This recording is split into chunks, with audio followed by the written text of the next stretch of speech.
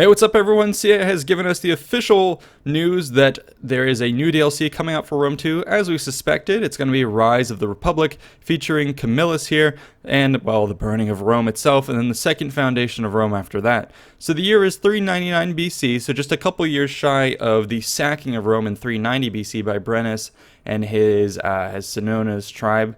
So yeah, we're going to kind of rewind the clock back a couple years just so you get a little bit of a chance to not necessarily start with the ashes themselves, but on the precipice of the great burning there. But yeah, CA has put up a Steam post and a YouTube video, so we'll go ahead and take a quick look at the YouTube video first, and then we'll hop on over and take a look at the Steam page. So from the YouTube video itself, basically they start not at the start of the campaign, but a little bit further, which is going to be, well, kind of an image of the sack of Rome there. So we see Camillus coming back, seeing everything burnt, interspersed between different views of, well, Roman troops parading in triumph, so trying to show the contrast there. And I guess there is the focus of this campaign on Camillus himself. As we talked about in that previous video, he later being dubbed the second founder of Rome, being there for its crucial time to repel the invading tribes and then reestablish Rome. He was appointed dictator, I think, multiple times over, a very important figure in history. And yeah, in this campaign, we're going to be focusing on, it's like a mini campaign, we're going to be focusing on Italy, and then of course there's going to be key players down in Sicily, and there's Brennus, looking a little funny with his beard and stash.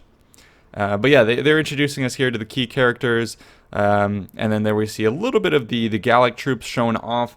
I did want to mention that I saw some notes popping up that CA is not intending to update the main campaign with some of these new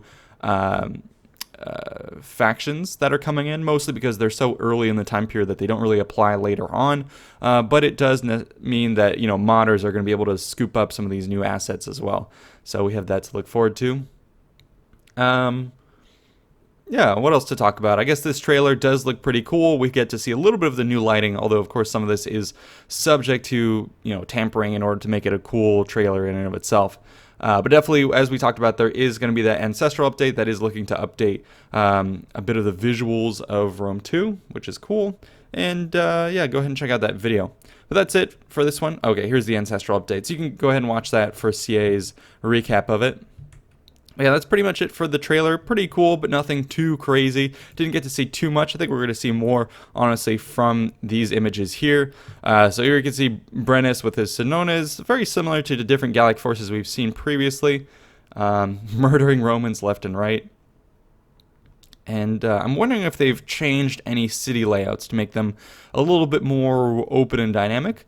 But even if they do keep the style of Rome 2 traditionally, I really love those. Some of their set individual sieges are really fun, so I'm eager to get back into Rome 2. Here you can see some troops charging forward. These probably were a bit too early for the period, especially for Roman use, but it does look like they're fighting, perhaps. I'm not sure if these are going to be representation of Samnites or Greek troops, but yeah, quite interesting to go back to this period. I am really loving it. Okay, here. So it looks like this is going to be, yeah, I think this is supposed to be Rome.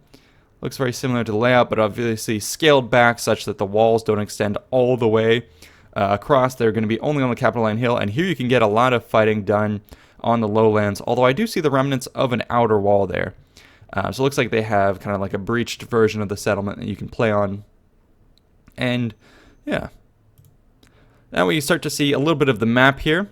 So there's Rome, VA right next to it, in control of an opposing faction. This is one of the things that amazes me with Rome's early history, is just kind of how slow and plodding it was at first before it just shot up exponentially. You know, at this point in time, I can't remember if VA had been sieged or not, but anyways, at this point in time, you have the Etruscan League to the north, VA being part of them, a substantial city, and it wasn't for a long time that Rome didn't even conquer VA, and it took a very long siege to even do so, and it was just so close to them. You know, if you go further down south on the map as well, there's going to be the Greek cities, and then of course the Samnites up here in the hills. In the time period that Rome is sacked in 390, I mean, you're going to have just a couple decades later the 3 wars with the Samnites that are going to come on.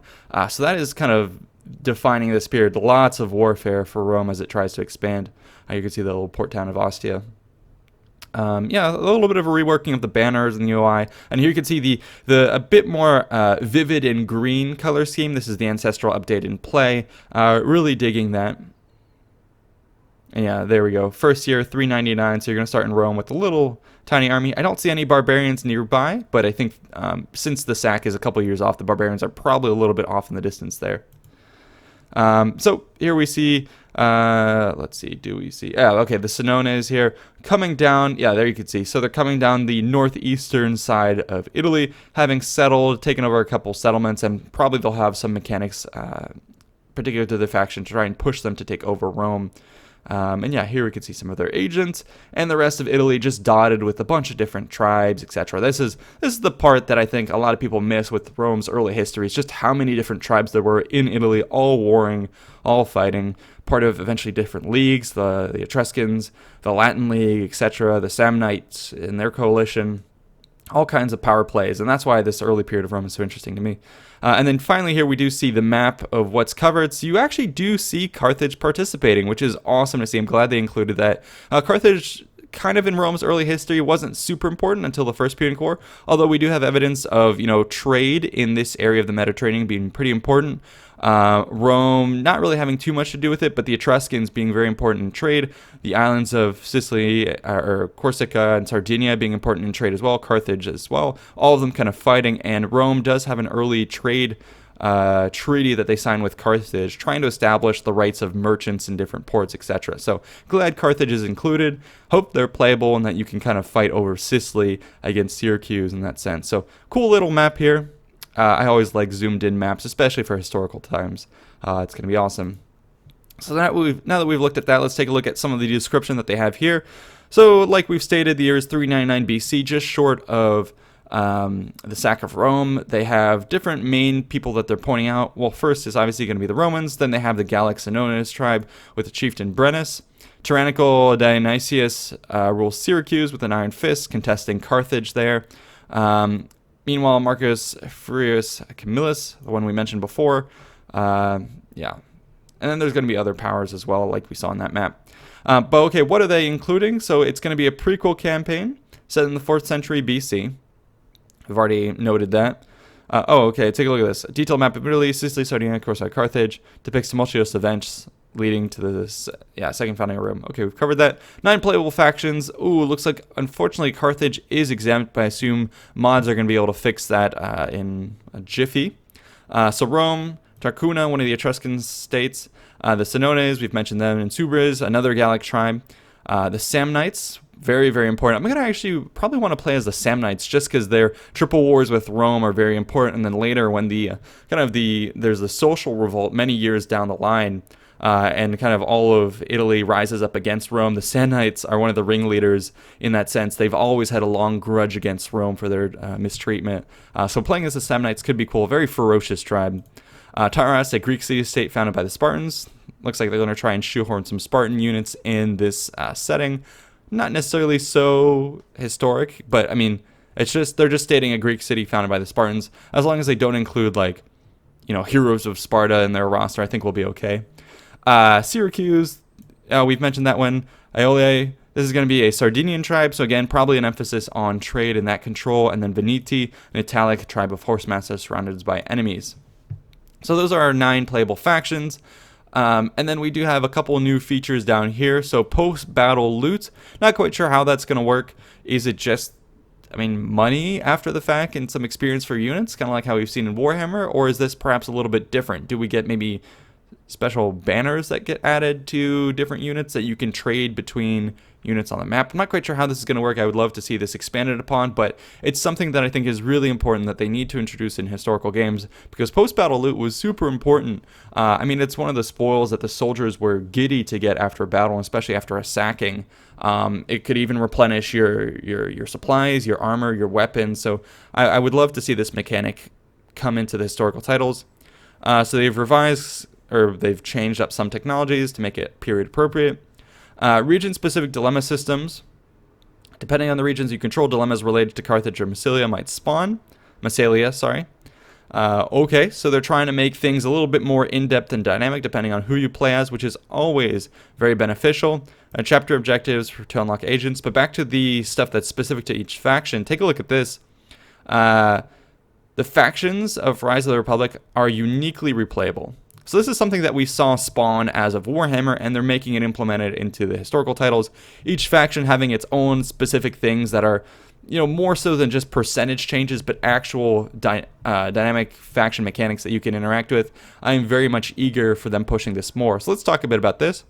So for Rome, it looks like their faction-specific mechanic is going to be, well, the appointment of consuls being very important, and then perhaps the appointment of dictators. I assume if you do a dictator, it'll have a little bit more command and control. It'll give you a boost to recruitment of armies, but perhaps it'll have some deleterious effects over time, and the risk of going into, a kingship if the dictatorship is triggered too many times sequentially. It may be a reverting back to the time of the kings, which is something that your population won't like. So it might have a negative impact on public order, but it may give you a boost to your ability to actually defend yourself in battle.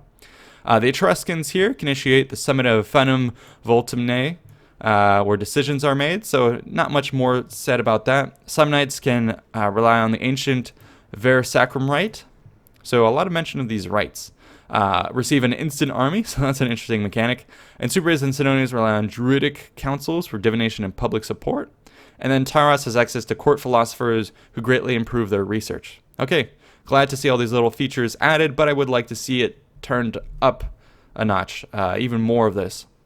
Along with these different factions, they have specific dilemma chains. Rome is often forced to deal with domestic trouble that results in plebeians or patricians being happy or engaged. So I think that the Paradox games had something similar when they were covering the Roman era, that for Rome you had to balance the elites or the masses and kind of trade off between the two. And this is a recurring thread throughout Roman history, finding that fine line in the balance. You have the secession of the plebs being a big kind of turning point where basically there's a protest where all of the plebeians leave Rome, just abandon the city, move to a nearby hill, and just kind of sit outside the city. And this is while an enemy army is closing, forcing the patricians to give them pretty major concessions in order for the plebeians to come back into the city and take up arms. So, maybe we'll be seeing events like that, but definitely that's going to be a bit of the mechanic that we have at play.